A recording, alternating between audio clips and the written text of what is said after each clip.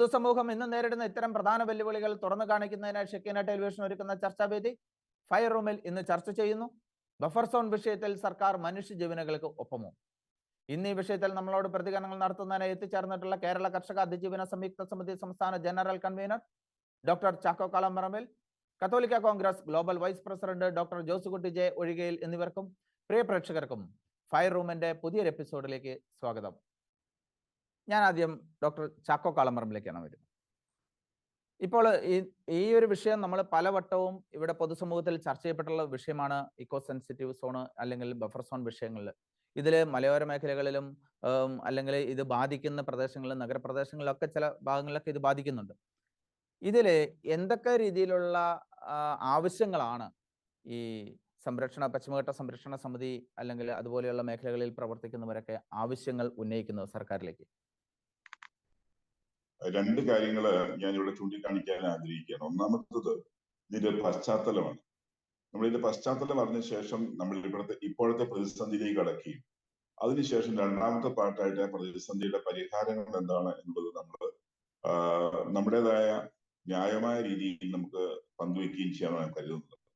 ഒന്നാമത്തത്, സുസ്ഥിര വികസനത്തിലെ മുഖ്യ പരിഗണന മനുഷ്യനായിരിക്കണം എന്നുള്ളത് 1992 റിയോ ഡിക്ലറേഷൻ യുനെസ്കോ പറഞ്ഞിട്ടുള്ള കാര്യമാണ്. പക്ഷെ 1986 ഇന്ത്യയിൽ ഒരു എൻവയോൺമെന്റൽ പ്രൊട്ടക്ഷൻ ആക്ട് രൂപപ്പെടുത്തിയിട്ടുണ്ട്, EPA 1986. ഇപ്പോഴത്തെ പ്രതിസന്ധികളുടെ എല്ലാം കേന്ദ്ര സ്ഥാനത്ത് നിൽക്കുന്നത് ഈ എൻവയോൺമെന്റൽ പ്രൊട്ടക്ഷൻ ആക്ട് പറഞ്ഞ 1986 ആക്ടാണ്. അതോട് ചേർന്ന് കുറെ വന നിയമങ്ങളും അതുപോലെ വന്യജീവി നിയമങ്ങളും ഉണ്ട് എന്നുള്ളത് യാഥാർത്ഥ്യം.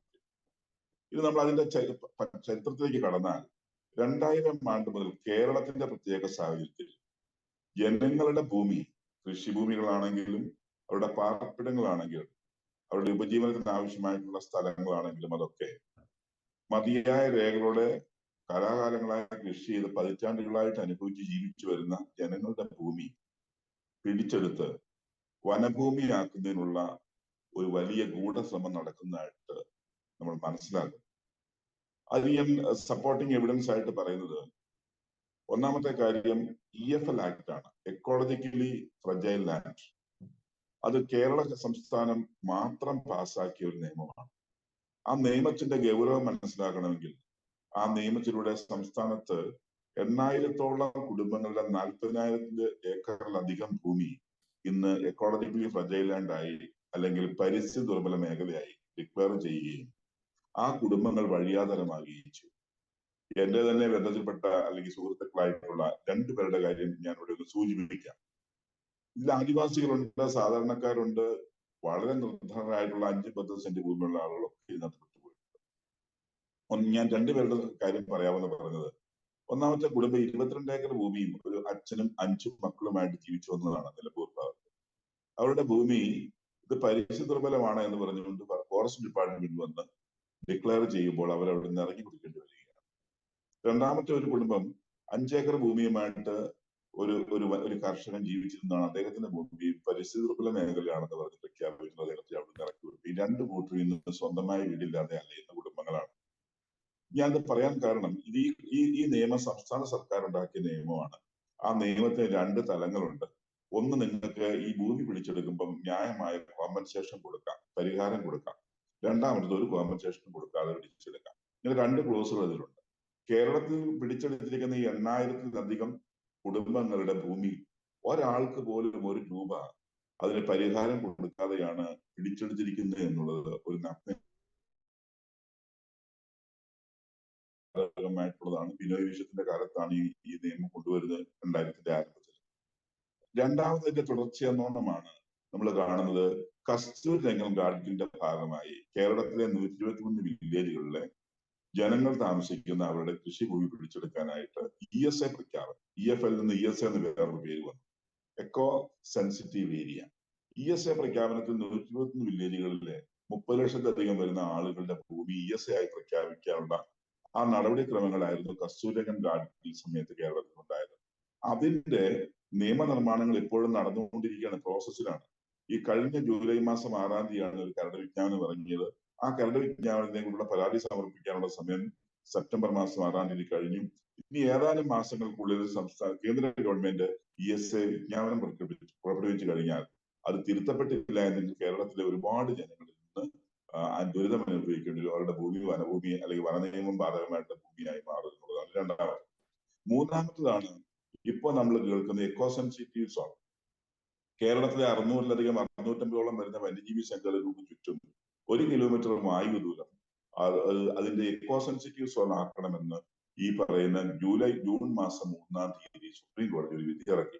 ആ വിധി ഇറക്കാനുണ്ടായ പശ്ചാത്തലം ഈ നമ്മുടെ രാജസ്ഥാനിലെ ജാവ എന്ന് പറയുന്ന ഒരു വൈൽഡ് ലൈഫ് സാങ്ച്വറിക്കുള്ളിൽ ഖനനം നടക്കുന്നുണ്ടായിരുന്നു. ആ ഖനനം കണ്ടെത്തുകയും അതിനെതിരെ പരാതി കൊടുക്കുകയും ചെയ്തപ്പോൾ സുപ്രീം കോടതി വളരെ പെട്ടെന്ന് ഒരു ഉത്തരവിട്ടു. ആ ഉത്തരവിനോട് ചേർന്ന് ഈ രാമഗർ വൈൽഡ് ലൈഫ് സാങ്ച്വറിയിലെ കൂടെ ചേർന്ന് കേരളത്തിലെ മുഴുവൻ വന്യജീവി സങ്കേതങ്ങൾക്ക് ചുറ്റും 1 കിലോമീറ്റർ വായു ദൂരത്തിലെ ബഫർ സോൺ പ്രഖ്യാപിക്കണമെന്ന് ആണ് ആ ഉത്തരവ്. ആ ഉത്തരവിലെ 44-ാമത്തെ പാരഗ്രാഫില് വളരെ കൃത്യമായി പറയുന്നുണ്ട്. അതായത് ESZ of minimum 1 kilometre measured from the demarcated boundary of national park and wildlife sanctuaries എന്നാണ് പറഞ്ഞിരിക്കുന്നത്. അതാണ് സുപ്രീം കോടതി വിധിയിൽ പറയുന്നത്. അത് ബാധകമാകുന്നതോടെ കേരളത്തിലെ 22-23 വന്യജീവി സങ്കേതങ്ങൾക്ക് ചുറ്റുമുള്ള 1 കിലോമീറ്റർ വായു ദൂരവും ഈ പറഞ്ഞ എക്കോ സെൻസിറ്റീവ് സോണായി മാറുമ്പോൾ അവിടെയും ലക്ഷക്കണക്കിന് ഏക്കർ ഭൂമി, സാധാരണ കർഷകരുടെ ഭൂമി, വനഭൂമിയായി മാറുന്ന ഒരവസ്ഥയിലേക്ക് ഇപ്പൊ മാറി ചവിട്ടുകയാണ്. അപ്പൊ മൂന്നാമത്തെ മേഖലയാണ് ഇക്കോ സെൻസിറ്റീവ് സോൺ അഥവാ ESZ.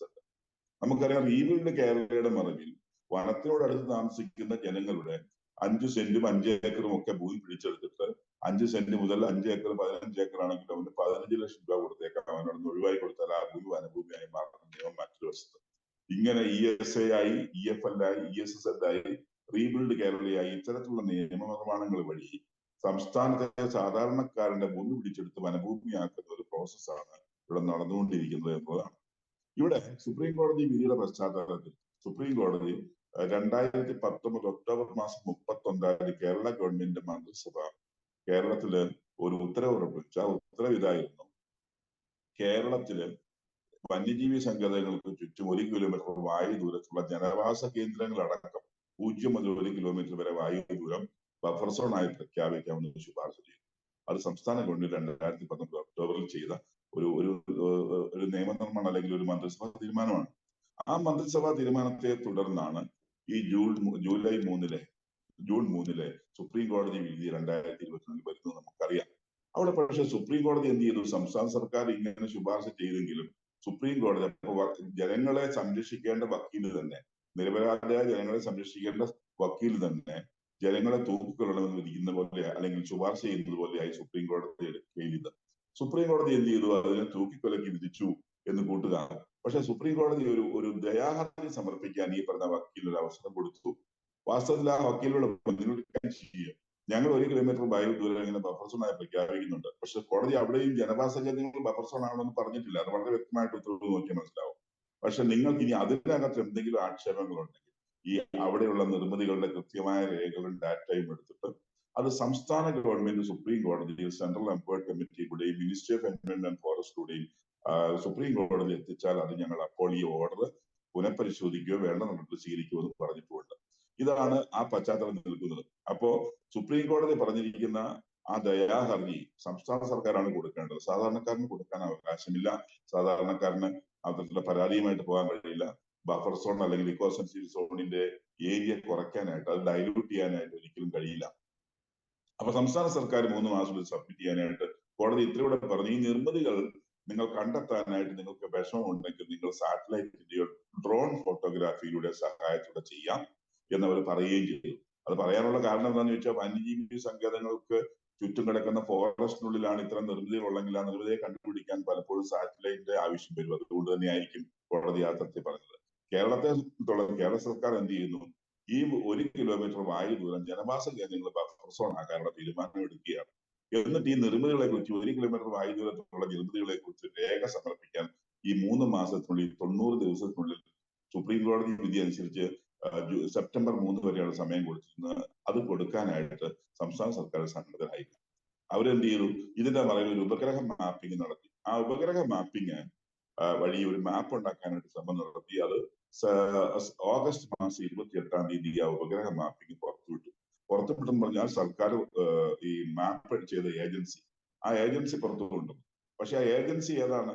ആ agency Kerala state remote sensing and environment centre ആണ്. അത് കെസ്റക് എന്ന് പറയുന്ന ഏജൻസിയാണ്. ഈ ഏജൻസി ദേശീയ അംഗീകാരമുള്ള ഒരു ഏജൻസി ഒന്നുമല്ല. ഇത് ഇവിടുത്തെ എൻവയോൺമെന്റിന്റെ ഒരു സംവിധാനമാണ്.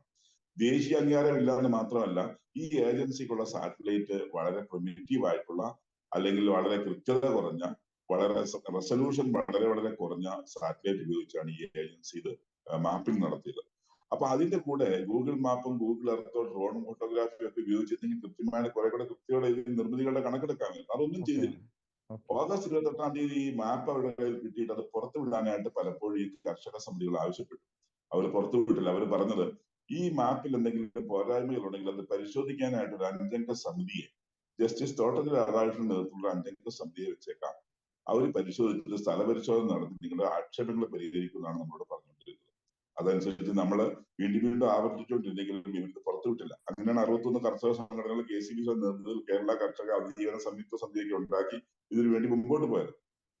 അങ്ങനെ ഇരിക്കുകയാണ് ഈ തോട്ടത്തിൽ രാധാകൃഷ്ണന്റെ നേതൃത്വത്തിലുള്ള ഈ കമ്മിറ്റിയും കാര്യമായ 1-2 ഓൺലൈൻ മീറ്റിംഗ് സിറ്റിംഗ് നടത്തിയത്, കാര്യമായ ഒരു പഠനവും നടത്തിയില്ല, ഒരു ഇടക്കാല റിപ്പോർട്ട് സബ്മിറ്റ് ചെയ്തില്ല. 3 മാസ കാലാവധിക്ക് കാര്യമായിട്ട് ഒന്നും ചെയ്യാൻ പറ്റിയില്ല. ഈ സമയത്താണ് സുപ്രീം കോടതിയിൽ ഈ കേസിനെ കുറിച്ച് ജനുവരി മാസം 11-ാം തീയതി ഒരു വിചാരണ വരുന്നത്. അപ്പൊ സുപ്രീം കോടതിയിൽ സംസ്ഥാന സർക്കാരിന് തിരിച്ചടി കിട്ടുമെന്ന് ഏകദേശം ബോധ്യമായി കഴിഞ്ഞപ്പോ, അതിനിടയിൽ മഹാരാഷ്ട്ര ഗവൺമെന്റും കർണാടക ഗവൺമെന്റും അവിടെ പോയിട്ട്, മഹാരാഷ്ട്രയിലെ റിയൽ എസ്റ്റേറ്റ് സംഘമാണ്, റിയൽ എസ്റ്റേറ്റ് സംഘവും കർണാടക ഗവൺമെന്റും ഈ സുപ്രീം കോടതിയിൽ പോയിട്ട് ഈ വിധിക്കെതിരെ ഇടക്കാല സ്റ്റേ വാങ്ങിയിട്ടുണ്ട്. നമ്മുടെ സർക്കാർ ഇതൊന്നും ചെയ്തില്ല. അവസാനം ഈ ജനുവരി മാസത്തിൽ വരുന്ന കേസ് ഹിയറിംഗിൽ പ്രശ്നം ഉണ്ടാവുമെന്ന് മനസ്സിലാക്കിയപ്പോൾ ഡിസംബർ 12-ന് അവര് ഈ മാപ്പ് പുറത്തുവിടുകയാണ്. എന്നിട്ട് പറയാണ് ഡിസംബർ 23 മുമ്പ് കർഷകർക്ക് ആക്ഷേപങ്ങളൊന്നും തന്നോളാം. അങ്ങനെ ഒരാഴ്ചക്കുള്ളിൽ ആക്ഷേപം തന്നോളം പറയുന്ന 6 മാസം കഴിഞ്ഞ് ഈ വിധി വന്നിട്ട് കാര്യമായിട്ടൊന്നും ചെയ്യാതിരുന്ന സമയത്ത് ഗവൺമെന്റിന് തല്ല് കിട്ടുമെന്ന് ഉറപ്പായപ്പോ, തലയ്ക്കടി കിട്ടുമെന്ന് ഉറപ്പായപ്പോ ഗവൺമെന്റ് ഇത് പുറത്തുവിട്ട് കർഷകരുടെ തലയെ വെക്കാൻ നോക്കില്ല. അവര് റിപ്പോർട്ട് തന്നില്ല, അതുകൊണ്ട് ഞങ്ങൾക്ക് സബ്മിറ്റ് ചെയ്യാൻ പറ്റുന്ന സേഫ് ആയിട്ട് വേണമെങ്കിൽ തലയൂരാവല്ലോ, അതിനൊരു ശ്രമമാണെന്നാണ് ഞങ്ങൾ സംശയിക്കുന്നത്, കർഷക സമിതി സംശയിക്കുന്നത്. ആ തരത്തിലുള്ള പരിശ്രമമാണ് അവർ നടത്തിയത്. അതിന്റെ പേരിലാണ് ഈ പറഞ്ഞ കേരള കർഷക അതിജീവന സമിതി ശക്തമായ സമരമാർഗങ്ങളുമായിട്ടും സഭയുടെ ആശീർവാദത്തോടുകൂടി തന്നെയാണ് നമ്മൾ ഇതിനുവേണ്ടി നിലകൊള്ളുന്നത്. ഈ സംവിധാനങ്ങൾ ഉപയോഗപ്പെടുത്തിക്കൊണ്ട് ജനങ്ങൾ റോഡിലേക്ക് ഇറങ്ങേണ്ട ഒരു സാഹചര്യം ഉണ്ടായത്. കാരണം അവരുടെ ഭൂമി നഷ്ടപ്പെടുന്നു. ആ സാഹചര്യത്തിലാണ് ഇത് വന്നിരിക്കുന്നത്. ഇനി ഇതിന്റെ ഈ രേഖകൾ കൃത്യമായി സുപ്രീം കോടതിയിൽ സബ്മിറ്റ് ചെയ്ത് ആ സുപ്രീം കോടതിയിൽ നിന്ന് ഇളവ് ലഭിച്ച് ഈ ജനവാസ കേന്ദ്രങ്ങളിൽ ഇത്രമാത്രം ആളുകൾ താമസിക്കുന്ന, ഇത്രമാത്രം കെട്ടിടങ്ങളുണ്ട്, ആരാധനാലയങ്ങളുണ്ട്, പൊതുസ്ഥാപനങ്ങളുണ്ട്, സർക്കാർ അർദ്ധ സർക്കാർ സ്ഥാപനങ്ങളുണ്ട് എന്ന് പ്രൂവ് ചെയ്താൽ ഒരുപക്ഷെ സുപ്രീം കോടതി ഇളവ് കൊടുത്തേക്കാം എന്നുള്ളതേ ഉള്ളൂ. അതിനുവേണ്ടിയാണ് നമ്മൾ ഒന്നാമത് കാത്തിരിക്കുന്ന കാര്യം. ഇതാണ് ഇതിന്റെ ഫസ്റ്റ് പാർട്ട്. ഇതിന്റെ സെക്കൻഡ് പാർട്ട് പരിഹാരം എന്ന് പറയുന്നത്, ഞാൻ തുടരുന്നതിന് വിഷമമുണ്ടോ? ഞാൻ അങ്ങയിലേക്ക് 2-ാം ഘട്ടമായിട്ട് വരാം. ഞാൻ ഒന്ന് ജോസൂട്ടി ഒഴികയിലേക്ക് ഒന്ന് പോയിട്ട് വരാം. ഓക്കെ, അങ്ങ് വളരെ വിശദമായിട്ട് തന്നെ ഇതിന്റെ പശ്ചാത്തലം വിവരിക്കുകയുണ്ടായി. അതിൽ തന്നെ ഏകദേശം എല്ലാ കാര്യങ്ങളും വ്യക്തമായി തന്നെ പറഞ്ഞിട്ടുണ്ട്. ഡോക്ടർ ജോസൂട്ടി ഒഴികയിൽ ഇവിടെ ചക്കോളംപറമ്പിൽ പറഞ്ഞ നിരവധി കാര്യങ്ങൾ വളരെ പ്രസക്തമാണ്. അതിനോടൊപ്പം തന്നെ ഒരു കാര്യം കൂടി ഞാൻ കൂട്ടിച്ചേർക്കുകയാണ്. 1991 ഒക്ടോബർ 2-ന് നടത്തിയ നിയമ ഭേദഗതിയിലൂടെ വന്യജീവി സംരക്ഷണ സമിതി 26A പ്രകാരം വന്യജീവി സങ്കേതങ്ങളുടെ അതിർത്തികൾ പുനർനിർണയിക്കാനുള്ള അധികാരം സംസ്ഥാന നിയമസഭയ്ക്കുണ്ട് എന്നുള്ളത് വ്യക്തമാണ്.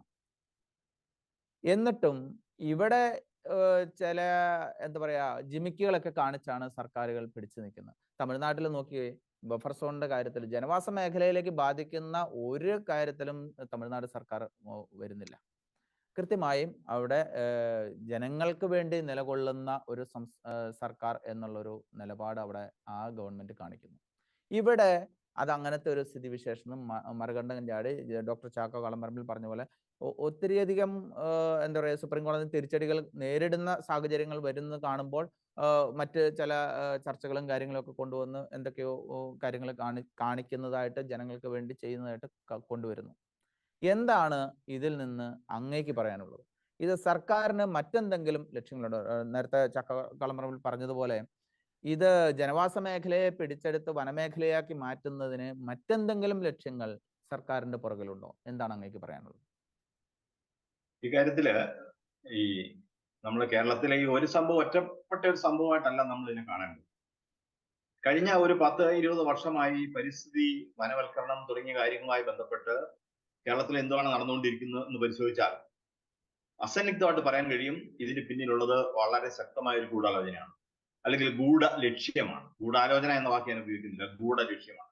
എന്താണ് ആ ഗൂഢ ലക്ഷ്യം? കേരള സംസ്ഥാനത്ത് കഴിയുന്നത്ര വനം വർദ്ധിപ്പിക്കുക. അങ്ങനെ വനം വർദ്ധിപ്പിക്കുന്നതിന്റെ ഭാഗമായി അന്തർദേശീയ ഏജൻസികളിൽ നിന്നും കഴിയുന്നത്ര ആനുകൂല്യങ്ങളും അതുപോലെ തന്നെ ഫണ്ടുകളും പ്രത്യക്ഷമായും പരോക്ഷമായും വാങ്ങിയെടുക്കുക. ഇതാണ് അതിന്റെ പിന്നിലുള്ള ലക്ഷ്യം. അത് ഏത് മേഖല എടുത്ത് പരിശോധിച്ചാലും ഇത് നമുക്ക് മനസ്സിലാവും. ചക്കോക സാർ ഇവിടെ സൂചിപ്പിച്ചതുപോലെ റിയോ ഡി ജനീറോ സമ്മിറ്റിന്റെ അകത്ത് വളരെ പ്രധാനമായിട്ട് പറഞ്ഞിരുന്ന ഒരു കാര്യം, ഏത് സ്ഥലത്ത് പരിസ്ഥിതി പ്രവർത്തനം നടത്തിയാലും ആ പ്രദേശത്ത് ജീവിക്കുന്ന ജനങ്ങളുടെ വളർച്ചയ്ക്കും പുരോഗതിക്കും അതുപോലെ തന്നെ സാംസ്കാരിക ജീവിതത്തിനും തൊഴിലിനും തടസ്സമുണ്ടാകരുത് എന്നുള്ളതാണ്. എന്നാൽ കേരള സംസ്ഥാനത്ത് പരിസ്ഥിതി സംരക്ഷണത്തിന്റെയും വനവൽക്കരണത്തിന്റെയും പേരിൽ നടക്കുന്നത് ജനങ്ങളെ പരമാവധി ഉപദ്രവിക്കുക എന്നുള്ളതാണ്. ജനങ്ങളെ മാത്രമല്ല, വന്യമൃഗങ്ങളെയും ഉപദ്രവിക്കുന്നു. കാരണം വന്യജീവികൾ വനത്തിനകത്ത് കഴിയേണ്ടവയാണ്. വനത്തിനകത്ത് വന്യജീവികൾക്ക് കഴിയാനുള്ള സാഹചര്യം ഇല്ലെന്നാക്കുകയാണ് ഇപ്പോൾ വനം വകുപ്പ് ചെയ്തുകൊണ്ടിരിക്കുന്നത്. എന്നിട്ട് അവയെ വനത്തിന് പുറത്തേക്ക് വിടുന്നു. വനത്തിന് പുറത്തേക്ക് കടന്ന് മനുഷ്യന് അവിടെ ജീവിക്കാൻ പറ്റാത്ത സാഹചര്യം ഉണ്ടാകുന്നു. മനുഷ്യന് ആ ഭൂമി വിട്ടുപോകാൻ നിർബന്ധിതരാകും. കാരണം ഇതിന്റെ അകത്ത് ഒരു സാമൂഹ്യ മനഃശാസ്ത്രം ഇതിന്റെ അകത്ത് വനം വകുപ്പ് ഉപയോഗിക്കുന്നുണ്ട്. എന്താണ് സാമൂഹ്യ മനഃശാസ്ത്രം? ഒരു പ്രദേശത്ത് ജീവിക്കുന്ന ജനങ്ങൾക്ക് സാമ്പത്തികമായും തൊഴിൽപരമായും സാംസ്കാരികമായും വിദ്യാഭ്യാസപരമായും വളരാനായിട്ടുള്ള സാഹചര്യം ഇല്ലെന്നായാൽ അടുത്ത തലമുറ അവിടെ കാണില്ല. അവർ ആ നാട് വിട്ടുപോകും, വേറെ ഏതെങ്കിലും സ്ഥലത്തേക്ക് കിട്ടുള്ളൂ. അപ്പൊ ഇവിടെ നമ്മുടെ കേരളത്തിന്റെ മലയോര മേഖല, കേരള സംസ്ഥാനത്തിന്റെ 12 ജില്ലകളിലായി വ്യാപിച്ചു കിടക്കുന്ന അതിശക്തമായ മലയോര മേഖലയോട് ചേർന്ന് കിടക്കുന്ന പ്രദേശത്ത് ഈ തരത്തിലുള്ള ഒരു ശ്രമം നടത്തുന്ന വഴി ഇന്ന് ആളുകൾ അവിടുന്ന് വിട്ടുപോയിക്കൊണ്ടിരിക്കുകയാണ്.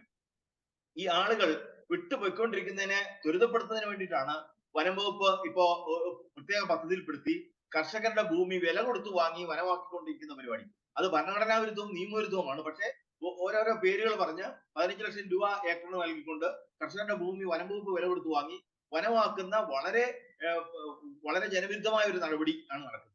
ഈ നടപടിക്ക് കൂട്ടുപിടിക്കുന്നത് കേരള സംസ്ഥാന ഭരണാധികാരികളാണ്.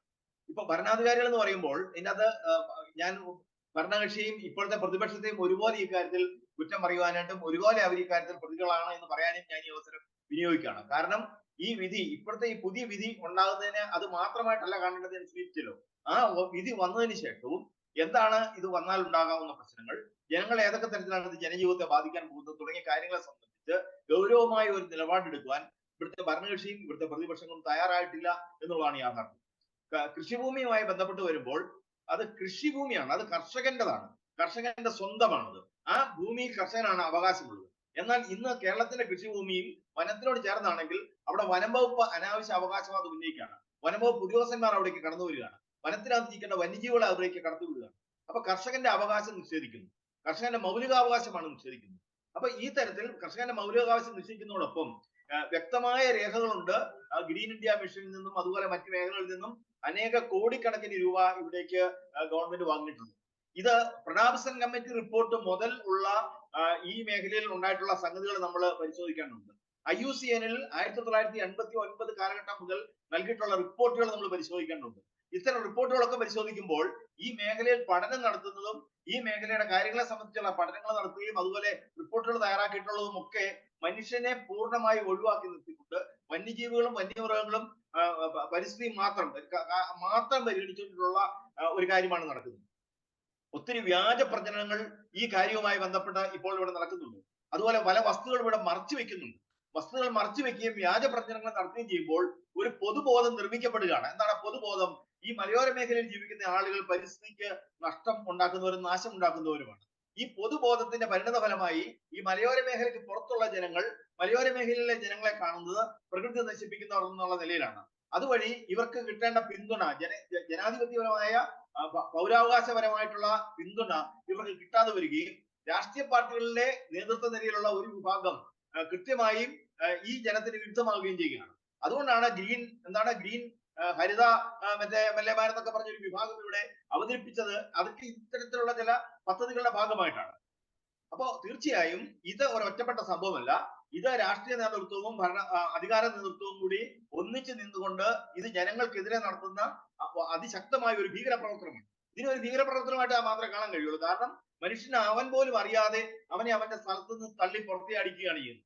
മറ്റൊരു പ്രധാനപ്പെട്ട കാര്യം, ഈ പരിസ്ഥിതിയുടെ പേരിൽ ഇവിടെ നഷ്ടപരിഹാരം കൊടുക്കാതെ കർഷകന്റെ ഭൂമി ഏറ്റെടുക്കുകയാണ് ചെയ്യുന്നത്. നമുക്കറിയാം, പരിസ്ഥിതി സംരക്ഷിക്കപ്പെടണം എന്ന വസ്തുത നിലനിർത്തിക്കൊണ്ട് തന്നെ പറയട്ടെ, പൊതു ആവശ്യത്തിന് വേണ്ടി ഭൂമി ഏറ്റെടുക്കുമ്പോൾ അതിന് നഷ്ടപരിഹാരം കൊടുക്കാനാണ് നമ്മുടെ കേന്ദ്ര നിയമവും സംസ്ഥാന നിയമവും ഉള്ളത്. അത് റോഡിനായാലും അത് റെയിൽവേക്കായാലും അത് മറ്റേതെങ്കിലും പൊതുസ്ഥാപനങ്ങളുടെ നിർമ്മിതിക്കായാലും സ്ഥലം ഏറ്റെടുക്കുമ്പോൾ അവർക്ക് നഷ്ടപരിഹാരം നൽകണം.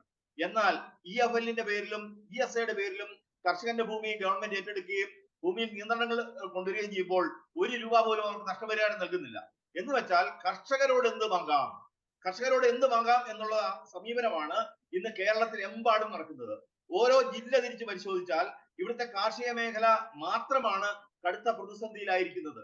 ബാക്കി എല്ലാ വിഭാഗങ്ങൾക്കും ഗവൺമെന്റിന്റെ നിയമപരമായ പരിരക്ഷ കിട്ടുമ്പോൾ ഇവിടുത്തെ കർഷകരെ സംബന്ധിച്ചിടത്തോളം അവർക്ക് നിയമപരമായ ഒരു പരിരക്ഷയും ഒരു കാര്യത്തിനും കിട്ടുന്നില്ല. അവന്റെ ഉൽപ്പന്നത്തിന്മേൽ അവന് സ്വാതന്ത്ര്യമില്ല, അതിന് വില കിട്ടുന്നില്ല, അവന് എവിടെന്നെങ്കിലും വായ്പ എടുക്കണമെങ്കിൽ അവന് യഥാർത്ഥത്തിലുള്ള ആവശ്യത്തിനുള്ള വായ്പ കിട്ടുന്നില്ല. സർഫാസ് നിയമം ഉപയോഗിച്ചുകൊണ്ട് കർഷകന്റെ കൃഷിഭൂമി ഗവൺമെന്റ് നിയമവിരുദ്ധമായി പിടിച്ചെടുക്കുന്ന നടപടികൾ തുടരുകയാണ്. അതുപോലെ തന്നെ ഭൂമിയെ സംബന്ധിച്ചിടത്തോളം നിരവധി തടസ്സങ്ങൾ ഉന്നയിക്കുകയാണ്. യഥാർത്ഥത്തിൽ പട്ടയം നൽകേണ്ട സമയത്ത് അവർക്ക് പട്ടയം കൊടുക്കുന്നില്ല. കിട്ടിയ പട്ടയം പല കാരണങ്ങൾ പറഞ്ഞ് അസ്ഥിരപ്പെടുത്തുന്നു. കൃഷിഭൂമിയിൽ പട്ടയം കിട്ടിയ കൃഷിഭൂമിയിൽ അവർക്ക് നിർമ്മാണ പ്രവർത്തനങ്ങൾ നടത്തുവാൻ നിയന്ത്രണങ്ങൾ ഏർപ്പെടുത്തുന്നു. അങ്ങനെ കർഷകരെ നിലം തൊടിക്കാത്ത രീതിയിലുള്ള പ്രവർത്തനങ്ങളാണ് ഇന്നിപ്പോൾ കേരള സംസ്ഥാനത്ത് നടന്നുകൊണ്ടിരിക്കുന്നത്. ഇത് തിരിച്ചറിയാനായിട്ട് ഉള്ള ഒരു സമയമായിരിക്കുകയാണ്. ഇത് തിരിച്ചറിഞ്ഞുകൊണ്ട് കർഷകർക്കെതിരെയും മലയോര മേഖലയിലെ ജനങ്ങൾക്കെതിരെയുമുള്ള ഗൂഢാലോചന തിരിച്ചറിഞ്ഞുകൊണ്ട് പ്രവർത്തിക്കുവാനായിട്ടുള്ള ഒരു സാഹചര്യമാണ് കേരളത്തിൽ ഇന്ന് ഉണ്ടാകേണ്ടത്. ആ ഒരു സാഹചര്യം സൃഷ്ടിച്ചെടുക്കുന്ന ഒരു പങ്ക് ഇവിടുത്തെ ഭരണാധികാരികളും അവിടുത്തെ പൊതുസമൂഹവും മാധ്യമങ്ങളും വഹിക്കേണ്ടതുണ്ട്. ഈ കാര്യത്തിൽ ഷെക്കിന ടെലിവിഷനെ ഞാൻ പ്രത്യേകമായി അഭിനന്ദിക്കാൻ കൂടി ആഗ്രഹിക്കുകയാണ്. കാരണം ഈ വിഷയം നിങ്ങൾ എടുത്ത് ചർച്ച ചെയ്യുന്നുണ്ട്. ഈ അടുത്ത കാലത്താണ് കേരളത്തിലെ മാധ്യമങ്ങൾ കാർഷിക മേഖലയിലും അതുപോലെ തന്നെ മലയോര മേഖലയുമായി ബന്ധപ്പെട്ട് ഇങ്ങനെ ഒരു പ്രശ്നമുണ്ടെന്ന് അംഗീകരിക്കാനെങ്കിലും തയ്യാറായിട്ടുള്ളത്. ഇത് ജനങ്ങളുടെ ഭാഗത്തുനിന്ന് ജനങ്ങളെ കൊണ്ട് സമരം ചെയ്യിപ്പിക്കുകയാണ് ഈ ഗവൺമെന്റ് ചെയ്യുന്നത്. യഥാർത്ഥത്തിൽ ജനങ്ങളെ കൊണ്ട് സമരം ചെയ്യിപ്പിക്കുക എന്ന് പറയുന്നത് ഒരു ജനാധിപത്യ സർക്കാരിന് ഒട്ടും പോലും ഭൂഷണമായ ഒരു കാര്യമല്ല. കാരണം ജനത്തിന്റെ ഊർജവും അവരുടെ കഴിവുകളും ആ പ്രദേശത്തിന്റെ അവരുടെ സ്വന്തം വികസനത്തിനും വളർച്ചയ്ക്കും പുരോഗതിക്കും വേണ്ടി വിനിയോഗിക്കേണ്ടതിന് പകരം അവരുടെ കഴിവുകളും ഊർജവും പണവും എല്ലാം അവർ നിലനിൽപ്പിന് വേണ്ടിയിട്ടുള്ള ഏറ്റവും പ്രാഥമികമായ കാര്യമാണ് നിലനിൽപ്പ് എന്ന് പറയുന്നത്. അങ്ങനെ ഏറ്റവും പ്രാഥമികമായ നിലനിൽപ്പിന് വേണ്ടിയിട്ടുള്ള സമരത്തിന് വേണ്ടി അവർ നശിപ്പിച്ചുകൊണ്ടിരിക്കുകയാണ്, അല്ലെങ്കിൽ അതിന് ചെലവഴിക്കേണ്ടി വരികയാണ്. അപ്പൊ ഇത് ഭരണഘടനാ വിരുദ്ധമാണ് യഥാർത്ഥത്തിൽ ഇവർ ചെയ്യുന്നതൊക്കെ. ഇതാണ് നമ്മൾ തിരിച്ചറിയേണ്ടത്. ഇതൊരു ഒറ്റപ്പെട്ട സംഭവമല്ല, വളരെ കൃത്യമായ ഗൂഢ പദ്ധതി ഇതിന് പിന്നിലുണ്ട്. ആ പദ്ധതി എന്ന് പറയുന്നത് വനത്തിന്റെ വിസ്തൃതി കൂട്ടുക എന്നുള്ളതും അതുപോലെ ജനത്തെ അവിടെ നിന്ന് ഇറക്കി വിടുക എന്നുള്ളതുമാണ്. ഇതാണ് എനിക്ക് ഇതിനകത്ത് പറയാനുള്ളത്. ഒരു കാര്യം കേരളത്തെ സംബന്ധിച്ച് നമ്മൾ ശ്രദ്ധിക്കേണ്ടതുണ്ട്. കേന്ദ്ര സർക്കാരിന്റെ കണക്ക് വെച്ച് തന്നെ കേരള സംസ്ഥാനത്ത് ഏതാണ്ട് 46%, 54% വനസമാനമായ വൃക്ഷ നിബിഡതയുണ്ട്. കേരള സംസ്ഥാനത്ത് 29% സർക്കാർ ഉടമസ്ഥതയിലുള്ള വനമുണ്ട്.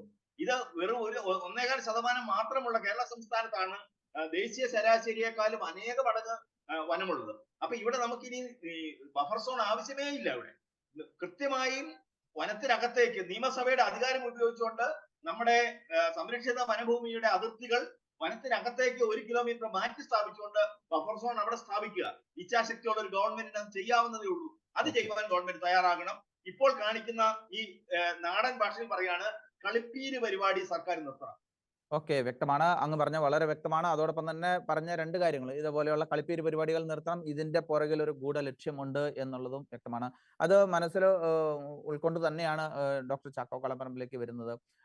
അദ്ദേഹം പറഞ്ഞ കാര്യം ഗൂഢ ലക്ഷ്യവും ഇതിന്റെ പുറകിലുണ്ടോ എന്ന് ചിന്തിക്കേണ്ടിയിരിക്കുന്നു. അങ്ങേക്ക് അതിലേക്ക് കൂട്ടിച്ചേർക്കാവുന്നതാണ്. അതോടൊപ്പം തന്നെ കഴിഞ്ഞ ദിവസം വന്ന ഉന്നതതല സമിതി യോഗത്തിൽ വന്ന ഒരു തീരുമാനം, ജനവാസ മേഖലയെ ബഫർ സോൺ പരിധിയിൽ നിന്ന് ഒഴിവാക്കാൻ കേന്ദ്ര സർക്കാരിനോട് ആവശ്യപ്പെടാം എന്നുള്ള ഒരു തീരുമാനം സംസ്ഥാന സർക്കാർ എടുത്തിട്ടുണ്ട്. ഇതൊക്കെ എവിടേക്കാണ്, ആരെയാണ് കളിപ്പിക്കുന്നത്? അദ്ദേഹം പറഞ്ഞു വെച്ചതിന്റെ ബാക്കി തന്നെയാണ് പറയുന്നത്. അതോടൊപ്പം തന്നെ മറ്റൊരു കാര്യം, ഈ ഉപഗ്രഹ മാപ്പിങ്ങിലെ തെറ്റുകൾ തിരുത്താൻ സാധാരണ ആളുകൾ ആരെയാണ് സമീപിക്കേണ്ടത്? അതൊരു കറക്റ്റായ ഒരു മറുപടിയാണോ ഗവൺമെന്റ്, അല്ലെങ്കിൽ ഇടപെടലാണോ ഗവൺമെന്റ് അത് കൊടുത്തിട്ടുള്ളത്?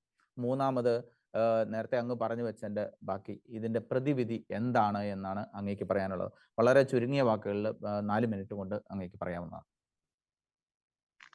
ഇവിടെ പ്രധാനമായിട്ടും നമ്മൾ ചോദിച്ച ചോദ്യങ്ങൾക്ക് ഉത്തരം വരുന്നതിന് മുമ്പ് ഞാൻ ഇതിന്റെ പ്രതിവിധി ആദ്യം പറയാം. അതായത് ഇപ്പോൾ നമ്മൾ സുപ്രീം കോടതിയിൽ മതിയായ രേഖകൾ സമർപ്പിച്ച് സുപ്രീം കോടതിയെ സെൻട്രൽ എംപയർഡ് കമ്മിറ്റിയിലൂടെയും മിനിസ്ട്രി ഓഫ് എൻവയോൺമെന്റ് ആൻഡ് ഫോറസ്റ്റിലൂടെയും ബോധ്യപ്പെടുത്താൻ കഴിഞ്ഞാൽ സുപ്രീം കോടതിയിൽ നിന്ന് അവർക്ക് ഇത് പരിഗണിച്ച് ഈ പറഞ്ഞ ജനവാസ കേന്ദ്രങ്ങളിലെ ഇത്ര ജനസാന്ദ്രത ഉള്ളത് കൊണ്ടും അവിടെ ഈ പറഞ്ഞ ഇക്കോസ് ഇൻസ്റ്റിറ്റ്യൂഷൻ വേണ്ട എന്ന് ഒരു വി സമ്പാദിക്കുകയാണെങ്കിൽ അത് വളരെ നല്ല കാര്യം. പക്ഷെ അത് അതിന്റെ ഒരു താൽക്കാലിക പരിഹാരമേ ആകുന്നുള്ളൂ. അതിന്റെ ശാശ്വത പരിഹാരം ആകുന്നില്ല. കാരണം എന്താണ്? നമ്മുടെ ഇപ്പോഴത്തെ വന്യജീവി സങ്കേതങ്ങളിൽ പലതും അതിന്റെ അതിർത്തി പങ്കിടുന്നത് ജനവാസ കേന്ദ്രങ്ങളുമായിട്ടാണ്. വന്യജീവി സങ്കേതം ജനവാസ കേന്ദ്രങ്ങളുടെ അതിർത്തിയിൽ നിൽക്കുമ്പോൾ ഏത് സമയത്ത് വേണമെങ്കിലും നമ്മളിപ്പം സോണിൽ പെട്ടില്ല എന്ന് പറഞ്ഞിട്ട് കാര്യമില്ല. മൃഗങ്ങൾക്ക് അറിഞ്ഞുകൂടാ, വന്യമൃഗങ്ങൾക്ക് അറിഞ്ഞുകൂടാ ഇത് ഫോറസ്റ്റ് ആണോ റവന്യൂ ലാൻഡ് ആണോ അത് ഇറങ്ങിപ്പോരും. അത് വീണ്ടും കർഷകർക്ക് പ്രശ്നം ഉണ്ടാവും, കൃഷിക്ക് പ്രശ്നം ഉണ്ടാവും, ജീവന് പ്രശ്നം ഉണ്ടാവും. തീർച്ചയായിട്ടും അപകടകരമായ അവസ്ഥ എപ്പോഴും നിൽക്കുകയാണ്. ഇതിന്റെ ഒരു ശാശ്വതമായ പരിഹാരം താൽക്കാലികമായിട്ട് സുപ്രീം കോടതിനെ വിധി കിട്ടിക്കഴിഞ്ഞാൽ അത് ചെയ്യാം. പക്ഷെ ഈ സമയത്ത് തന്നെ സംസ്ഥാന സർക്കാരിന് താല്പര്യമെടുത്ത് ചെയ്യാവുന്ന മറ്റൊരു കാര്യമുണ്ട്. ഇതിലൊരു ശാശ്വത പരിഹാരമാണ്. അത് ഈ കൂടെ തന്നെ ചെയ്യാവുന്നതേ ഉള്ളൂ. അതിനെന്ത് ചെയ്യണം? റിസർവ് ഫോറസ്റ്റിന്റെ ഉള്ളിലായിരിക്കണം വന്യജീവി സങ്കേതങ്ങൾ എന്നുള്ളതാണ് ലിഖിത നിയമം. റിസർവ് ഫോറസ്റ്റിന്റെ വെളിയിൽ വന്യജീവി സങ്കേതങ്ങൾ ഒരിക്കലും നിങ്ങൾക്ക് കാണാൻ കഴിയില്ല. പ്രൊട്ടക്റ്റഡ് ഏരിയാസ് ഉണ്ടാവും, സംരക്ഷിത മേഖല ഉണ്ടാവും, പക്ഷെ വന്യജീവി സങ്കേതങ്ങൾ റിസർവ് ഫോറസ്റ്റ് ഉള്ളിലായിരിക്കണം. ഇവിടെ 100 ചതുരശ്ര കിലോമീറ്റർ റിസർവ് ഫോറസ്റ്റ് ഉള്ള വനമാണെങ്കിൽ അതിനുള്ളിൽ കേവലം 30-40 ചതുരശ്ര കിലോമീറ്റർ ആയിരിക്കും വന്യജീവി സങ്കേതങ്ങൾ ഉണ്ടാകുക. അതിനെ കൊണ്ട് ഏതെങ്കിലും റിസർവ് ഫോറസ്റ്റിന്റെ അതിർത്തിയിൽ വെക്കുന്നതിന് പകരം നമ്മൾ അതിനെ റിസർവ് ഫോറസ്റ്റിന്റെ മധ്യഭാഗത്തേക്ക് നീക്കി അതിന്റെ അതിർത്തികൾ പുനർനിർണയം ചെയ്താൽ, ഇവിടെ ജോസഫ് സാറും അതിനെ സൂചിപ്പിച്ചിട്ടുണ്ട്, പുനർനിർണയം ചെയ്തിട്ട് അതിന്റെ 4 ഭാഗത്തേക്കും ബാക്കി വരുന്ന റിസർവ് ഫോറസ്റ്റിന്റെ 60 ചതുരശ്ര കിലോമീറ്റർ റിസർവ് ഫോറസ്റ്റ് 4 ഭാഗത്തും കിടക്കുകയാണ്. അപ്പൊ ഈ വന്യജീവി സങ്കേതത്തിന്റെ അതിർത്തിയിൽ നിന്ന് ജനവാസ കേന്ദ്രങ്ങളിലേക്ക് കിലോമീറ്ററുകളോളം റിസർവ് ഫോറസ്റ്റ് കിടപ്പുണ്ട്. ആ റിസർവ് ഫോറസ്റ്റിനെ നമ്മൾ എന്താക്കിയാൽ മതി? ഇതിന്റെ ബഫർ സോണും എക്കോ സെൻസിറ്റീവ് സോണും ആക്കി ഡിഫൈൻ ചെയ്താൽ ഒരു ശാശ്വത പരിഹാരത്തിലേക്ക് വരാം. അതാണ് വേണ്ടതും അതാണ് കരണീയമായിട്ടുള്ളത്. സാധിക്കാത്തതിന്റെ കാരണം ഈ വന്യജീവി സങ്കേതങ്ങൾ ഇരിക്കുന്നത് വൈൽഡ് ലൈഫ് വാർഡന്മാരുടെ കയ്യിലാണ്. അതേസമയത്ത് റിസർവ് ഫോറസ്റ്റ് ഇരിക്കുന്നത് റിസർവ് വനം വകുപ്പിന്റെ കയ്യിലാണ്. ഈ വൈൽഡ് ലൈഫ് വാർഡനും വനം വകുപ്പും തമ്മിൽ ഇങ്ങനെ 2 സംവിധാനങ്ങളെ ആവശ്യമില്ല. ഇതിന് ഒരു ജില്ലയിൽ ഒരു വനം വകുപ്പിന്റെയും റിസർവ് ഫോറസ്റ്റിന്റെയും വന്യജീവി സങ്കേതം ഒറ്റ ഓഫീസർ മതി. ഇവിടെ DFO ഒന്ന് വൈൽഡ് ലൈഫ് വാർഡൻ അങ്ങനെ 2ആക്കി വെച്ചിരിക്കുക. ഇവർ തമ്മിലുള്ള അഡ്മിനിസ്ട്രേറ്റീവ് കോൺഫ്ലിക്റ്റ് ആണ് ഇതിങ്ങനെ 2ആയി വരാനും ഈ അതിൽ കൊണ്ട് ഇത് വെക്കാനുമുള്ള കാരണം. അത് പരിഹരിക്കാൻ സർക്കാർ ഇച്ഛാശക്തി കാണിക്കുകയും റിസർവ് ഫോറസ്റ്റുകൾക്കുള്ളിലേക്ക് ഈ പറയുന്ന വൈൽഡ് ലൈഫ് സാങ്ച്വറികളെ പുനർനിർണയം ചെയ്യുകയും ചെയ്തുകൊണ്ട് ബാക്കി കിടക്കുന്ന റിസർവ് ഫോറസ്റ്റ് വൈൽഡ് ലൈഫ് സാങ്ച്വറിയുടെ വന്യജീവി സങ്കേതങ്ങളുടെ ചുറ്റും അതിന്റെ ബഫർ സോൺ ആക്കി ഇക്കോ സെൻസിറ്റീവ് സോൺ ആക്കിക്കൊണ്ട് പരിഹരിക്കേണ്ടതാണ് ഇതിന്റെ ശാശ്വതമായ പരിഹാരം എന്ന് ഞാൻ പറയും. പിന്നെ താങ്കൾ ചോദിച്ചത് ഈ ഉപഗ്രഹ സർവേയെ കുറിച്ചാണ്. ഉപഗ്രഹ സർവേയിലൂടെ നടന്ന മാപ്പ് തെറ്റാണ് എന്ന് സംസ്ഥാനത്തിന്റെ വനം വകുപ്പ് മന്ത്രി അടക്കമുള്ളവർ സമ്മതിച്ചു കഴിഞ്ഞു. ഇത് ജനങ്ങളോട് പരാതി കൊടുക്കാൻ സമയം നീട്ടിയെന്നാണ് ഇന്നലെ പറയുന്നത്. ജനങ്ങൾ എന്തിന്റെ ബേസിലാണ് പരാതി കൊടുക്കേണ്ടത്? സാധാരണക്കാരന്റെ കെട്ടിടങ്ങൾക്ക് ഏതെങ്കിലും നമ്മുടെ നാട്ടില് ഈ പറയുന്ന ജനവാസ കേന്ദ്രങ്ങളിൽ ഇത് പാടില്ല എന്ന് പറയാൻ രേഖ കൊണ്ട് സമർപ്പിക്കാൻ വേണ്ടി നമ്മൾ ആ ജനവാസ കേന്ദ്രങ്ങളുടെ കെട്ടിടങ്ങളുടെ നമ്പറും ഡീറ്റെയിൽസും അതിന്റെ സർവേ നമ്പറും ഒക്കെ സബ്മിറ്റ് ചെയ്യണം. ആ രേഖകൾ സബ്മിറ്റ് ചെയ്യാൻ എന്തിനാണ് കർഷകരുടെ സഹായം? അത് ഓരോ പഞ്ചായത്തിന്റെയും ബിൽഡിംഗ് രജിസ്റ്ററിൽ കൃത്യമായിട്ട് കിടക്കുന്ന കാര്യമാണ്. അവിടുത്തെ പഞ്ചായത്ത് പ്രസിഡന്റും പഞ്ചായത്ത് സെക്രട്ടറിയും റവന്യൂവിന്റെ ഡിപ്പാർട്ട്മെന്റും തദ്ദേശ സ്വയംഭരണ വകുപ്പിന്റെ ഡിപ്പാർട്ട്മെന്റും വില്ലേജ് ഓഫീസറും എല്ലാം കൂടെ ചേർന്നാൽ കുടുംബശ്രീയുടെ സഹായങ്ങൾ വേണമെങ്കിൽ തേടിയാണ് മണിക്കൂറുകൾ കൊണ്ട് അല്ലെങ്കിൽ ഒരു ദിവസത്തിനുള്ളിൽ തീരാവുന്ന പ്രശ്നങ്ങൾ ഈ രേഖ എടുത്തിട്ട് കൃത്യമായിട്ടത് ഇവിടുത്തെ ഹൈപ്പവർ വിദഗ്ധ സമിതിക്ക് കൊടുക്കുക. വിദഗ്ധ സമിതി പ്രിൻസിപ്പൽ ചീഫ് കൺസർവേറ്റർ ഫോറസ്റ്റ് സമർപ്പിക്കുക. അയാളോടാണ് ഈ രേഖ കൊണ്ടുപോയിട്ട് സുപ്രീം കോടതിയെ സമർപ്പിക്കാനായിട്ട് ആവശ്യപ്പെട്ടിരിക്കുന്നത്. അയാൾ അതുകൊണ്ട് സമർപ്പിച്ചാൽ മതി. അതിന് പകരം കർഷകർ ഇനിയും അപേക്ഷ തന്നോളൂ, ഞങ്ങൾ അതിന് അവധി നീട്ടിയിട്ടുണ്ടെന്ന്. എന്തിന്റെ ബേസിലാണ് കർഷകർ അപേക്ഷ കൊടുക്കുന്നത്? ഇങ്ങനെ ഒരു രേഖ ഉണ്ടാക്കി സംസ്ഥാന സർക്കാർ ആ രേഖ ഉണ്ടാക്കിയിട്ട് ആ രേഖയിൽ ഒരുപക്ഷെ പുതുതായി നിർമ്മിക്കുന്ന കെട്ടിടങ്ങൾ പെട്ടിട്ടുണ്ടാവില്ല. അതിനെ പെടുത്താനുള്ള ശ്രമങ്ങൾ നടത്താം. അല്ലെങ്കിൽ അതിൽ കർഷകരുടെ ഏതെങ്കിലും വീടുകൾ വിട്ടുപോയിട്ടുണ്ടാവാം.